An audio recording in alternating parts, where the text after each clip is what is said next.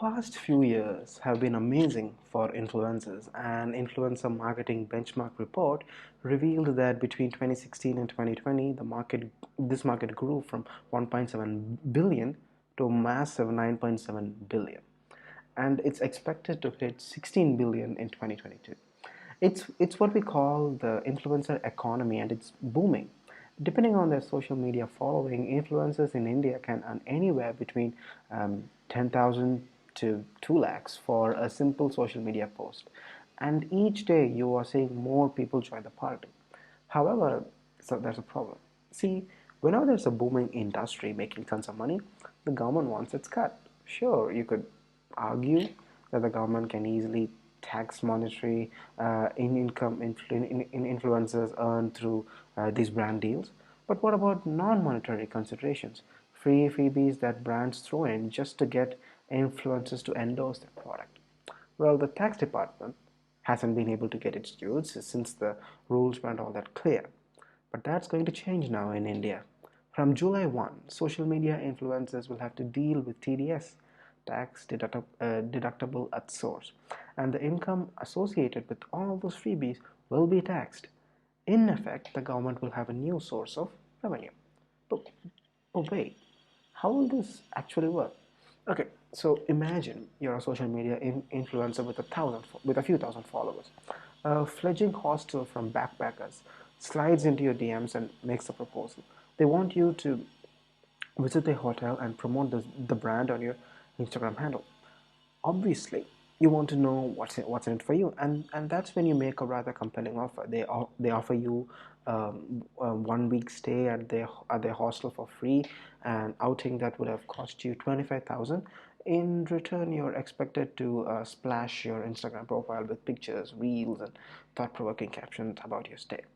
It's a nice offer, but you have a massive following.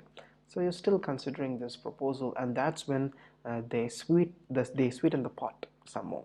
They offer you a swanky new mobile phone that costs 65,000 so that you can document your journey in all its glory. And then you take the offer. The only problem is it's a barter. Money isn't changing hands, and herein lies the problem. Creators pay a tax on the income just like everyone else, but these freebies are a lot more complicated. Nobody reports them to the tax authorities, and to make matters worse, the hostel will report it as a business expense. After all, they spend this money to advertise their offering, and as such, they can reduce their taxable income. So the government is now telling the hostel to deduct 10% from the total cost and apportion it to the government. This is the tax the creator was liable to pay. But how can you deduct tax on a free hostel room? Well, you can't, but there's a way. The hostel knows what the room is worth. They also know that what the phone costs. They can establish the total price now, 90,000. Once again, the hostel can't withhold 10% on this sum, considering there's no money involved. So the government could technically mandate that the influencer pays the tax in advance, 10% of 90,000. Before the hostel room hands over the keys to the room. Uh, so technically, the influencer has to pay 9,000 to avail the freebies now. Can they somehow get around this? Well, if the total sum doesn't exceed 20,000 during any financial year, or if they return the freebies, then they could potentially get away with paying this sum. But if you're getting a nice new phone, you'd like to keep it, right? So yeah, most influencers will have to pay up even when they get freebies, and that's likely going to change a few things. For starters, influencers will probably think twice before entering into a barter deal now.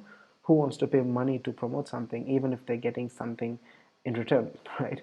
On the flip side, this could get influencers to think twice about the kind of brands they're promoting. Maybe they'll only endorse products if it's truly worth it, and this could potentially help consumers weed out the more frivolous options. So I guess we'll have to just wait and watch.